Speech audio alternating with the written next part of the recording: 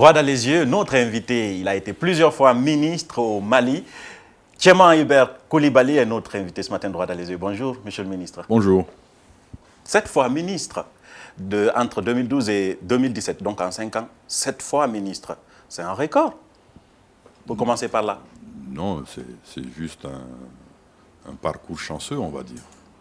En même temps, vous n'avez pas passé beaucoup de temps au département ministériel, 8 mois, une année, moins de 2 mois à chaque département ministériel. Nous, on a envie de qu'est-ce qui ne fonctionne pas. Pas 2 mois, peut-être 2 ans. 2 ans, je vais dire. 2 ans, oui. 2 ans. 2 ans. 2 ans. 2 ans, moins de 2 ans à certains départements. Oui. On ne sait pas cette instabilité. Qu'est-ce qui se passe? Qu'est-ce qui s'est passé? Vous savez, vous ne vous nommez pas vous-même ministre, c'est quelqu'un qui vous nomme ministre. Oui. Et le décret ministre qui nomme les ministres est signé par le président de la République et le Premier ministre. Et donc la décision revient à cela, de changer un ministre ou de le remercier quand ils estiment que cela est opportun. Oui, mais par exemple, vous avez été 2 fois ministre des Affaires étrangères. Oui. On vous met, on vous enlève et vous revenez. Ça vous va, ce va-et-vient, je suis en train de dire? Vous savez, moi, je suis disponible pour mon pays. D'accord, ça c'est la rhétorique des politiques, ça. Je suis disponible pour mon pays. Absolument. Mais en même temps, vous n'avez le temps de rien faire dans un département ministériel. Hein? Oh, si. Vous avez le temps quand j'étais ministre des Domaines, j'ai été ministre des Domaines pendant moins de 2 ans, comme vous dites, mais j'ai passé ces moins de 2 ans à préparer une réforme comme un laborantin avec des collaborateurs, oui. Une réforme qui aujourd'hui est en train d'être mise en œuvre petit à petit. Et aux affaires étrangères. Et aux affaires étrangères, j'ai été ministre à partir de 2012 pour venir au chevet d'un Mali qui était très mal en point et les défis étaient nombreux. Mais nous avons relevé tous les défis. La rupture de l'isolement de notre pays, son retour dans le débat international, okay. Et l'organisation d'un soutien international pour le Mali, puis après l'organisation de tous les efforts économiques pour un relèvement de notre pays, parce que nous étions tombés dans une croissance négative, okay. Et la préparation donc, du cycle électoral qui devait permettre au Mali de revenir pleinement dans sa vie républicaine et démocratique. Donc nous avons eu le temps de le faire. Il n'est un secret pour personne que le gouvernement... Justement, entre 2012, donc la période de la transition, l'élection du président Ibeka et votre dernier poste au gouvernement, c'était en 2017, je suis en train de dire, vous y êtes resté longtemps, je vais dire, plus longtemps que d'autres. Parce qu'après la transition, beaucoup n'ont pas été reconduits. Vous êtes parmi les rares qui ont été reconduits, je pense, avec d'autres ministres. Après, vous changez de département, mais vous restez ministre. Vous changez de département, vous restez ministre. Avant qu'on vous remercie définitivement, avait-on besoin de vous fondamentalement ou c'était politique? Parce que vous êtes socialiste comme le président qui a été élu. Enfin, si je ne me trompe pas. Attention. Ah, d'accord. Attention. Ah, okay, d'accord. Alors, donc, dans l'ordre, moi, mon dernier poste date de 2018. C'est après la réélection du président que j'ai quitté le gouvernement. D'accord. Donc, après avoir été 2017-2018, oui. Ministre des Affaires étrangères. Oui. Oui, celui qui vous met en mission a forcément besoin de vous, sinon il ne le fait pas. Et au moment où il estime que ce besoin n'est plus peut-être aussi aigu, okay. Alors, il n'y a personne, en tout cas ceux qui prétendent ou qui ont en tête d'être à demeure dans un ministère, ont tort, et en tout cas se créent l'occasion d'être déçus.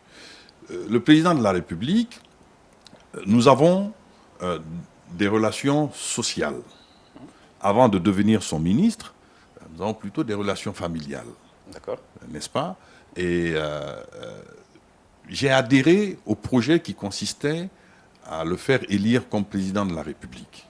Je me suis battu je l'ai soutenu, je me suis battu pour ce projet et pour le faire aboutir. Alors, vous savez, la posture que prend un ministre est importante dans ses relations, soit avec son Premier ministre ou avec le président. Oui. La mienne est totalement, on va dire, dépourvue de toute idée de m'accrocher à quoi que ce soit. Parce que j'ai une vie avant d'être ministre. Je suis chef d'entreprise.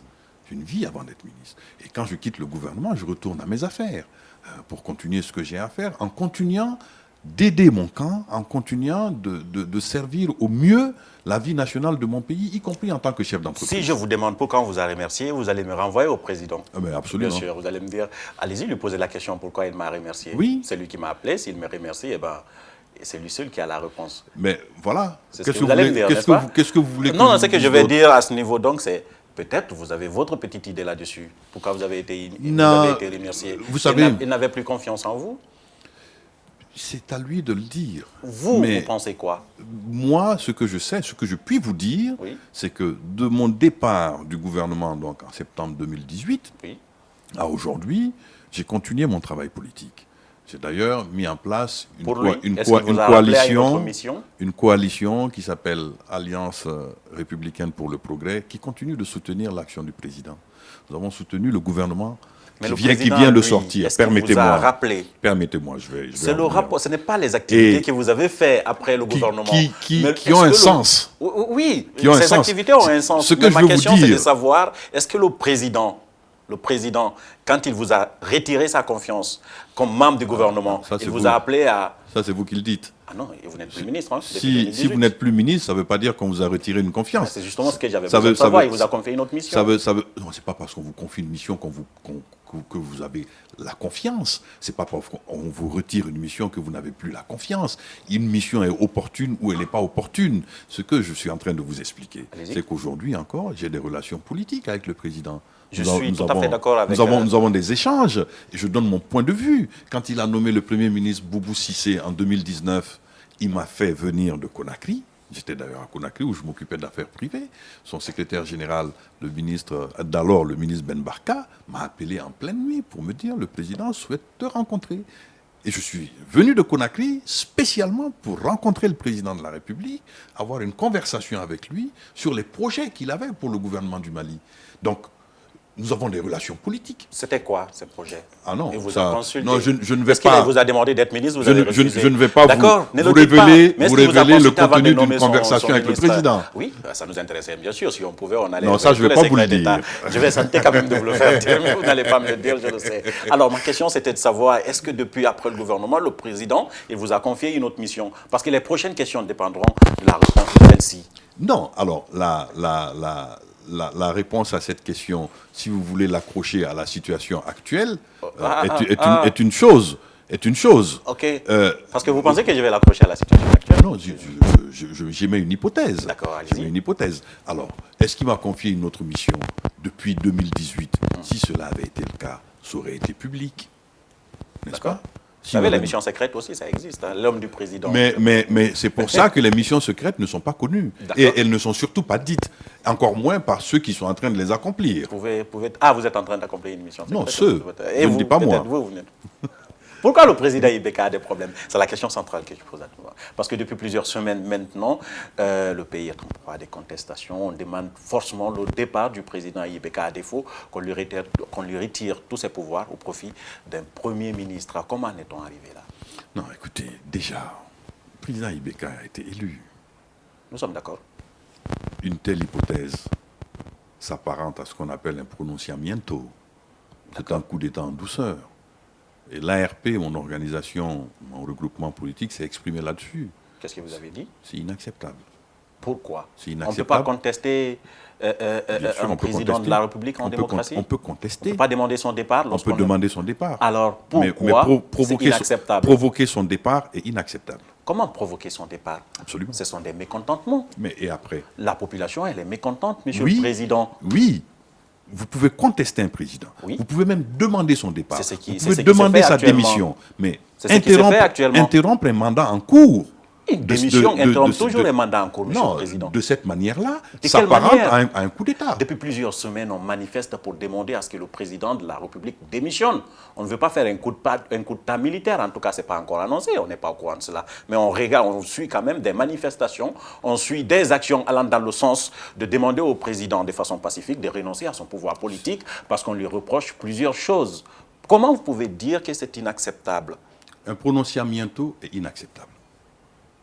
Ça, je vous le dis, comme veut votre émission, les yeux dans les yeux. D'accord.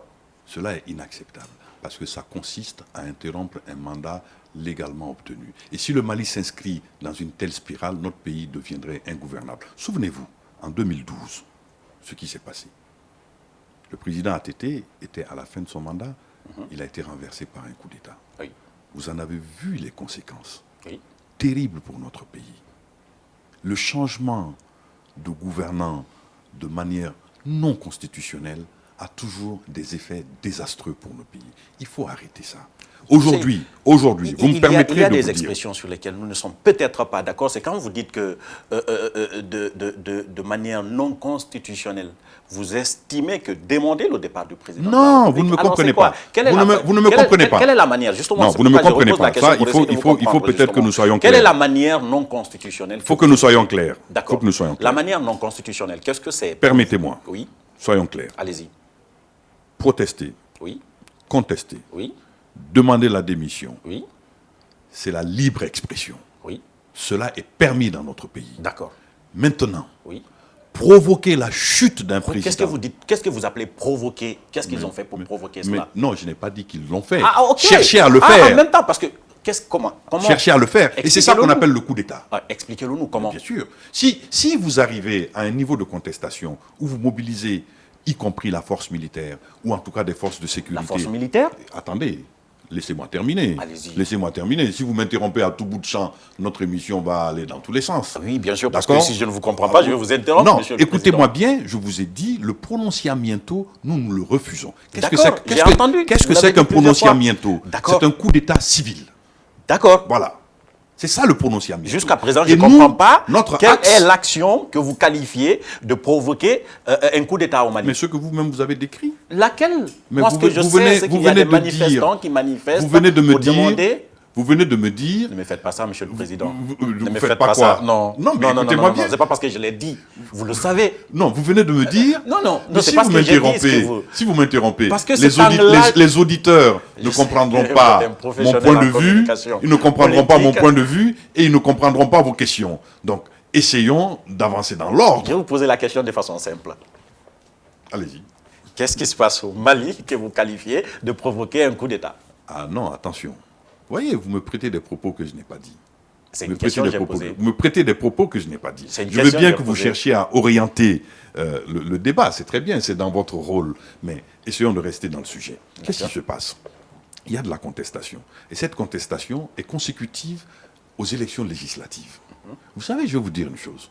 Moi-même, j'ai fait partie des contestataires après les élections législatives. Parce que j'ai estimé que, notamment dans la région de Mopti, le cercle de Mopti, que notre victoire a été volée. J'ai estimé que dans le cercle de Téninkoun, notre victoire a été volée.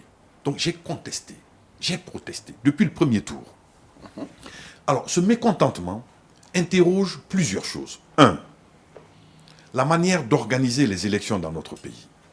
Deuxièmement, interroge la question de la prise en charge du contentieux électoral par la Cour constitutionnelle.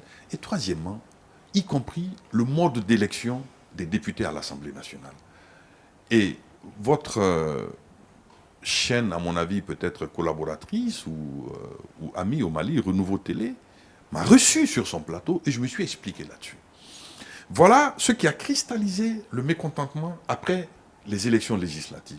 Et ça nous a conduit à une contestation qui a enflé, qui est partie en enflant, et donc qui a pris des proportions inquiétante, tout le monde le sait. Si la CEDEAO intervient aujourd'hui dans notre pays, c'est que la crise est inquiétante. Bien. Mais exiger le départ du président, dans ce contexte-là, c'est introduire une rupture majeure dans notre système institutionnel.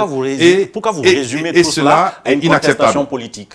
Mais c'est une contestation politique. Oui. Pourquoi vous dites que c'est à cause des élections qu'il y a contestation? C'est le départ de la contestation. Oui, peut-être ça peut être la goutte. C'est le départ de la contestation. Ça peut être la goutte qui a fait déborder le vase, mais ça ne veut pas dire que c'est l'élément fondamental. Quel autre élément avez-vous? Les organisateurs de ces mouvements de protestation parlent d'une mauvaise gouvernance. Mais la mauvaise gestion des élections fait partie de la mauvaise gouvernance? Oui, ça fait partie, mais ce n'est pas la partie intégrante. Je suis en train de dire, monsieur le président, vous savez ce que je veux dire.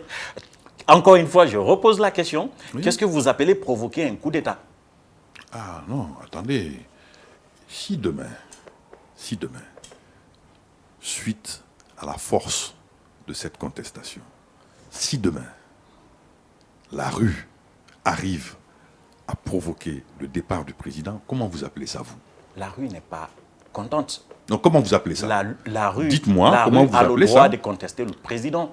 Mais je l'ai confirmé avec vous. Ne revenons pas sur ça. Oui, mais on ne revient pas sur ça, mais c'est important pour essayer de comprendre. Imaginez Je que ne vois pas. demain, le Mali se retrouve sans président suite à cette mécanique-là. Comment appelez-vous ça? Ah, non, ça c'est la conséquence peut-être. Oui, oui, mais c'est le la phénomène, conséquence. comment vous le désignez? Non, je vous demande le nom parce que c'est vous Comment qui vous le décrivez désignez? phénomène. Non, c'est vous qui C'est le coup, c'est un décrivez coup la d'État. situation. Mais Un pour vous, ça ne président, devrait pas. non, il ne faut pas faire de coup d'État. Il faut organiser l'alternance dans nos pays par les moyens que nos constitutions ont prévus, par les moyens d'ailleurs qui ont été conquis de haute lutte. Comment? Mais par le vote, par l'élection. Il faut Vous provoquer comprenez? des Si élections. demain, Qu'est-ce le que vous président de la suggérez? République, moi je suggère Dans ce simplement que le mandat du président aille au bout. C'est Non, tout ce que moi je suggère. Je ne peut- suggère pas autre Non, chose. non, mais la situation ne peut pas continuer. Moi monsieur le aujourd'hui, la Président. position que je défends est la suivante. Je peux Je vais comprendre vous le votre dire. position. Je peux comprendre votre Écoutez-moi position. bien. La position que je défends est la suivante. 1. Le président est élu, son mandat court jusqu'en 2023. Il faut respecter cela. Deuxièmement, Ça peut ne pas être obligatoire, vous savez. deuxièmement, c'est ce qui est souhaitable. C'est ce qui est souhaitable. C'est ce qui est souhaitable, Mais des élections monsieur. anticipées Et- aussi sont possibles dans une démocratie. Mais simplement, Quand la situation devient mais insoutenable, simplement si le président chute en cours de mandat. Et c'est ce qui n'est pas non, souhaitable. la gouvernance du président fait énormément de mécontents qu'il exprime dans la rue aujourd'hui. Si jamais ils deviennent plus nombreux, ils gagneront la légitimité. Et à partir de là, on devrait organiser des élections anticipées. Je vais vous Ce dire- n'est pas votre avis? Je vais vous dire une chose. Est-ce que ce n'est pas votre Je vais vous avis? dire une chose. Allez-y. Vous pensez que votre émission plaît à tout le monde? Non, Alors, est-ce que c'est pour autant qu'on va l'interdire sur la chaîne Espace? ce n'est pas la Parce même qu'il y a chose. des gens qui n'apprécient pas droit dans les yeux. Non, pas du pouvoir politique là, monsieur Non, le Président. vous non, mais n'allez pas attendez, faire proposer. non, attendez. Vous n'allez pas Moi, faire ça. je vous dis, Non, si, imaginez, Le il y a... président Ibeka est président parce qu'il a gagné la majorité des voix des Maliens. Bien sûr. Mais si la majorité lui retire ses voix... il Comment n'a plus de savez-vous aujourd'hui que légitimité. c'est la majorité? Il faut organiser des élections, peut-être Mais anticipées. comment parce qu'il y a des comment contestations savez-vous? tous les jours. Ça veut dire que le Mali devient de plus en plus Cher ami, ingouvernable.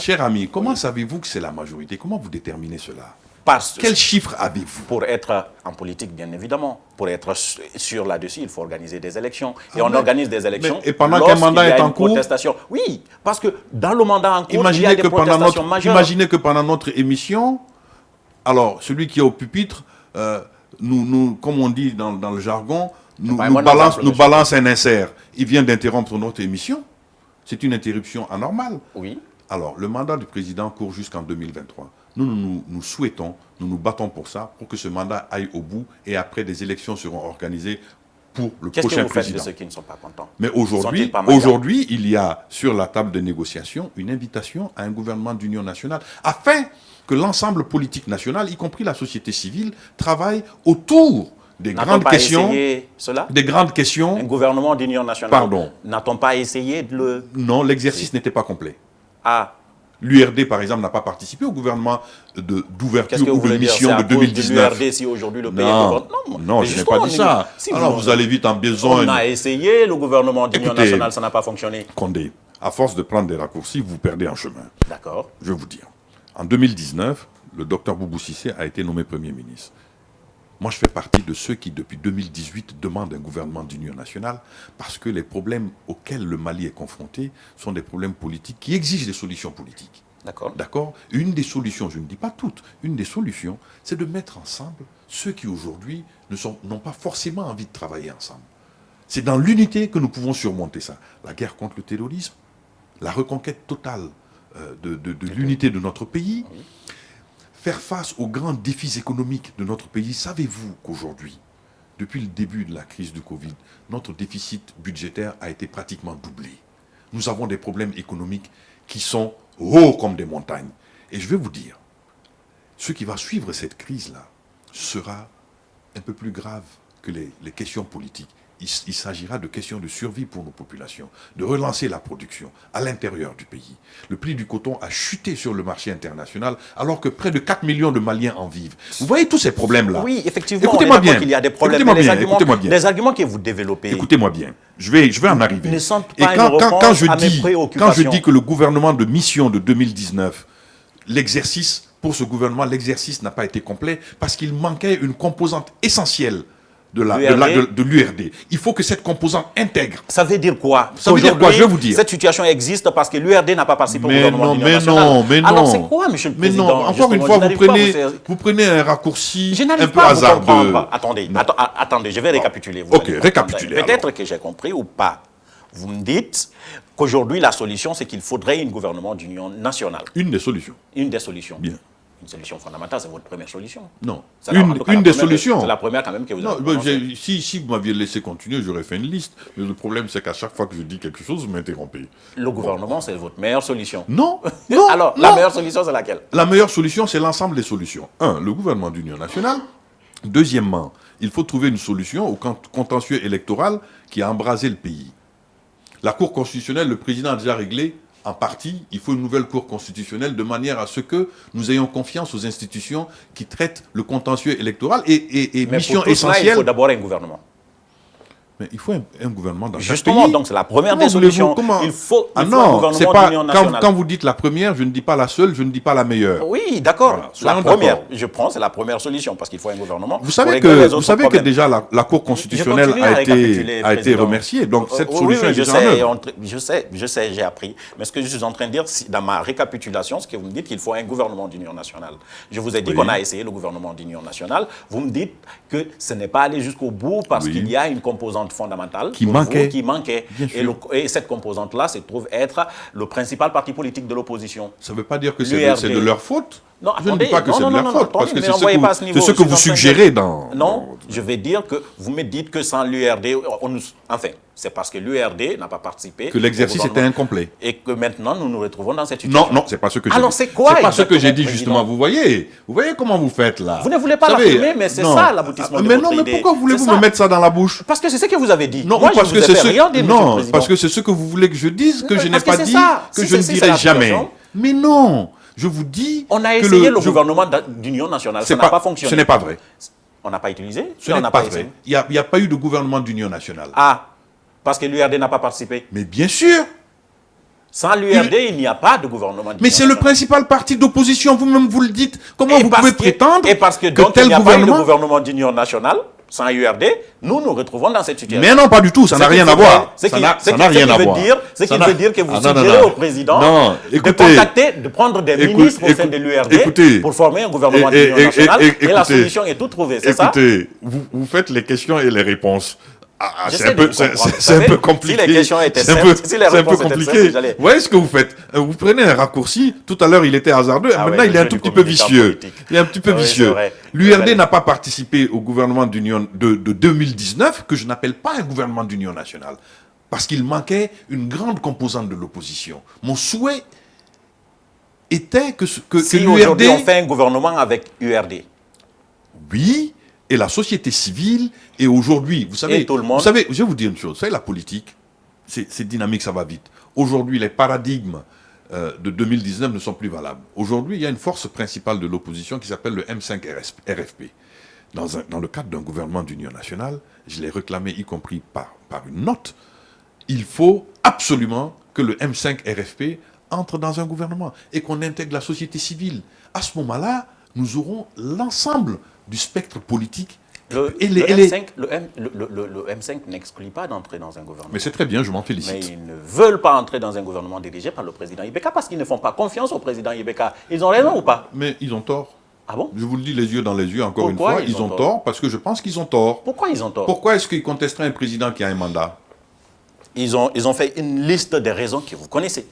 Et c'est pour cela que je ne partage pas ces raisons. Ces raisons ne sont pas suffisantes pour enlever au président Ibeka son mandat. D'accord. Pour moi, elles ne sont pas suffisantes. Elles sont suffisantes pour faire un gouvernement d'union nationale. Elles sont suffisantes pour régler le contentieux électoral né des législatives. Elles sont suffisantes pour enlever cette Cour constitutionnelle, la remplacer par une autre en laquelle nous avons tous confiance. Elles sont suffisantes pour revoir certainement un certain nombre de réformes qui sont urgentes à engager, la réforme territoriale, des réformes économiques. On oublie de parler du problème économique, n'est-ce pas? Et des réformes constitutionnelles, la mise en œuvre de l'accord pour la paix et la réconciliation. Vous vous rendez compte, depuis que cette histoire a commencé, plus personne ne se préoccupe de ce projet politique central qui est la mise en œuvre de l'accord pour la paix et la réconciliation. C'est la gouvernance du président Ibeka qui a fait que nous sommes dans cette situation, ont-ils dit. Non, si vous ne le partagez pas, je vous le concède, je suis d'accord. Mais vous ne pouvez pas leur retirer cette conviction et vous ne pouvez pas les obliger à les mettre dans un gouvernement d'union nationale. Écoutez, vous ne pouvez pas les mettre dans un gouvernement d'union nationale s'ils n'ont pas envie. Je n'ai aucune prétention à leur retirer leur droit de protester. Je suis dans votre solution là. Bien je suis dans votre solution. Bien vous sûr. dites que ce n'est pas légitime ce qu'ils sont en train de dire. Vous non, peut-être... non. Demander la démission du président de la République est un droit à l'expression. Ça devient un coup d'État quand vous insistez. Non, quand vous le provoquez. Quand vous le provoquez. Oui, je n'ai toujours pas compris ce que vous appelez provoquer, mais on va avancer. Mais si jamais vous aboutissez, vous aurez fait un coup d'État. Vous savez, ça serait bien d'organiser des élections anticipées. Ça arrive dans des grandes démocraties, vous le savez. Mais ça, c'est consécutivement à la démission du président. D'accord. D'accord. Comment voulez-vous organiser des élections anticipées pendant qu'il y a quelqu'un qui a un mandat en cours? Peut-être qu'il doit démissionner finalement. C'est votre opinion? Non. Ce n'est pas la mienne. C'est une solution que je vous le dis haut et fort, diffusez-le partout, ce n'est pas mon opinion. Non, moi, je souhaite que le prochain président qui s'installe à Koulouba vienne après une élection. D'accord. Je souhaite que le président de la République fasse une transmission républicaine, pacifique, du pouvoir. À ce moment-là, nous préservons notre constitution. C'est extrêmement important. Maintenant qu'ils ne sont pas d'accord et que la situation... Et d'ailleurs, qui vous dit qu'ils ne sont pas d'accord? Qui vous dit qu'ils ne sont pas d'accord? À mon avis, vous feriez mieux de mettre un peu à jour vos informations. Ah bon? Informez-moi, Monsieur le Président. Quelle est la dernière? C'est vous le journaliste. Hein. Non, moi, je vous fais une suggestion en toute amitié. La CEDEAO continue à discuter avec les deux parties, mais il n'y a pas encore d'accord. Quand cette émission sera diffusée, très certainement que les conclusions de la mission de la CEDEAO ils ont trouvé une solution. Auront déjà été diffusés. Moi, je vous dis une chose. Ils ont abandonné l'idée de la démission du président de la République, à mon avis, selon les informations que j'ai, n'est plus tellement à l'ordre du jour. N'est plus tellement à l'ordre du jour. Donc, ils ont fait des concessions. D'accord, c'est une bonne nouvelle, non? Non, je pense que certainement, ils ont estimé qu'il était important de préserver aussi notre Constitution. D'accord, mais il y a eu des morts. Que faut-il faire? C'est triste. C'est triste. C'est inacceptable. Et cela exige une enquête. Une enquête. Il faut faire une enquête pour déterminer dans quelles conditions cela est arrivé. Vous savez, vous avez dit, je suis ancien ministre de la Défense. Oui, justement. Je suis ancien ministre de l'administration territoriale. J'ai géré les questions sécuritaires.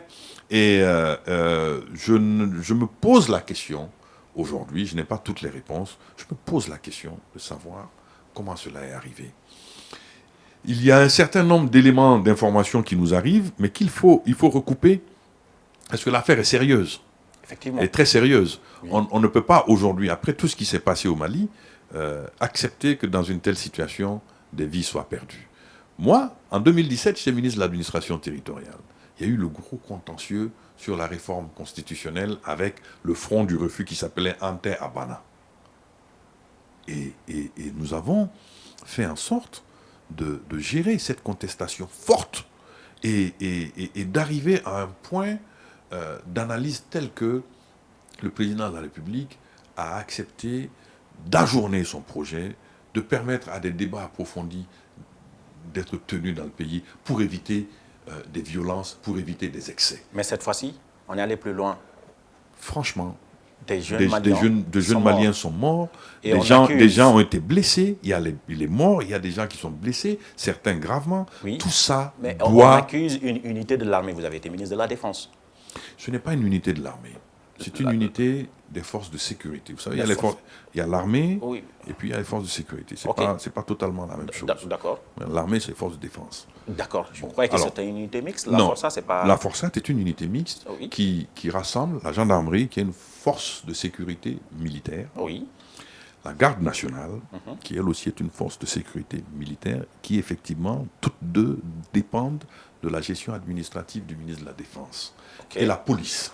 Et la police. Qui, elle, dépend du ministre de la Sécurité. Et donc, le ministre de la Défense donne pour emploi ces forces-là au ministre de la Sécurité. La Forsat est une force antiterroriste, c'est une force spéciale antiterroriste. Et elle n'a pas sa place dans une opération de maintien de l'ordre. Mais on les accuse pourtant. Oui. Vous y croyez? J'ai entendu les accusations. Ma circonspection est normale en tant qu'ancien ministre. Et puis, j'attends d'avoir quand même... Est-ce possible que cela arrive, monsieur le ministre de la Défense? Non, l'ancien ministre. L'ancien ministre de la Défense. Je vous appelle ministre de la Défense. De toute façon, le titre de ministre, on ne le perd jamais. De toute façon. Est-ce que c'est possible que cela arrive? Ce n'est pas le ministre de la Défense d'abord qui commande la Forsat. Pas le ministre de la Défense. D'accord. L'arrêté qui crée la Forsat la place sous le commandement immédiat du ministre de la Sécurité. Si la Forsat a participé à ces opérations de maintien de la paix, de l'ordre, de maintien de l'ordre, cela est une anomalie. C'est possible que cela arrive? C'est ça la question. Nous saurons. Est-ce possible que cela arrive? Nous saurons. Vous avez été ministre, monsieur. Nous saurons bientôt. Vous. Les enquêtes, le Premier ministre a ordonné une enquête, n'est-ce pas? Et il a écrit afin que des explications soient données à ce sujet-là. Donc il y a encore plus grave.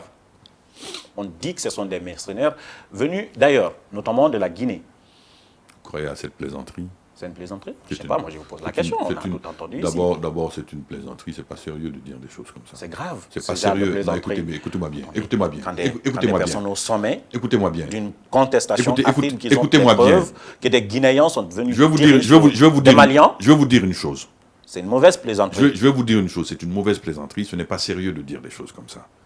Ce n'est pas sérieux. Et en s'adressant à un pays qui est presque un pays jumeau du nôtre. Vous savez, l'histoire de la Guinée et le Mali, ce ne sont pas les États, ce ne sont pas les chefs d'État, ce sont les peuples. Ce sont les peuples.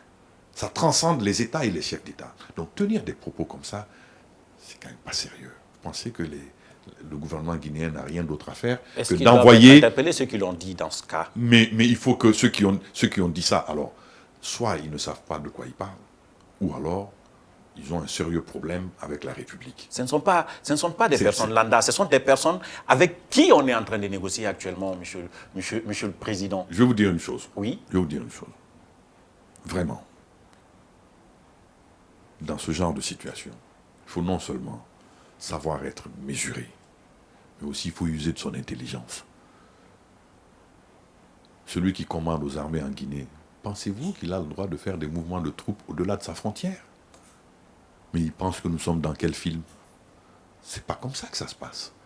D'accord. L'armée guinéenne ne peut pas franchir les frontières de cette manière-là. Et d'ailleurs, il n'y a aucun ordre qui puisse exister dans notre contexte international. Et dans le contexte entre le Mali et la Guinée... Quand on parle de mercenaires, il n'y a pas d'égalité, monsieur le ministre. Il n'y a pas de... Il n'y a pas de l'égalité. On parle de militaires guinéens. Oui, on parle de militaires guinéens qui sont venus... Vous pensez qu'un militaire guinéen, un militaire guinéen peut traverser la frontière? Ça pouvait pas être... Ça ne pouvait pas se limiter ici. Parce que ceux qui l'ont affirmé ont dit qu'ils ont des preuves, ils n'ont pas été interpellés. Alors moi, j'attends... On ne les a même pas posé la question. J'attends impatiemment que ces preuves soient produites. D'accord, si vous le voulez. J'attends impatiemment que ces gens-là produisent ces preuves de militaires guinéens qui auraient opéré sur le territoire malien, et certains ont même dit tuer des Maliens. La toute dernière question sur la Guinée, vous voulez? Oui. Vous avez été en Guinée, vous avez participé à des élections, enfin, vous avez participé à l'organisation à un moment donné des élections qui ont finalement eu lieu, mais sans vous. On a envie de comprendre, parce qu'à l'époque, vous n'avez pas voulu parler, vous ne pouviez pas parler, vous étiez sous mandat. Maintenant que vous n'êtes plus sous mandat, dites-nous, qu'est-ce qui s'est passé avec le fichier en Guinée? Écoutez, moi j'étais envoyé spécial de la secrétaire générale de l'Organisation internationale de la francophonie. Oui. Donc, j'avais une mission de diplomate. Oui.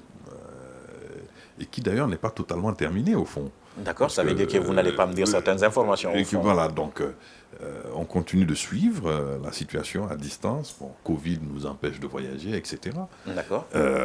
Et puis, nous avons fait un rapport qui a été remis à l'organisme qui avait requis l'assistance électorale de la francophonie. La CENI.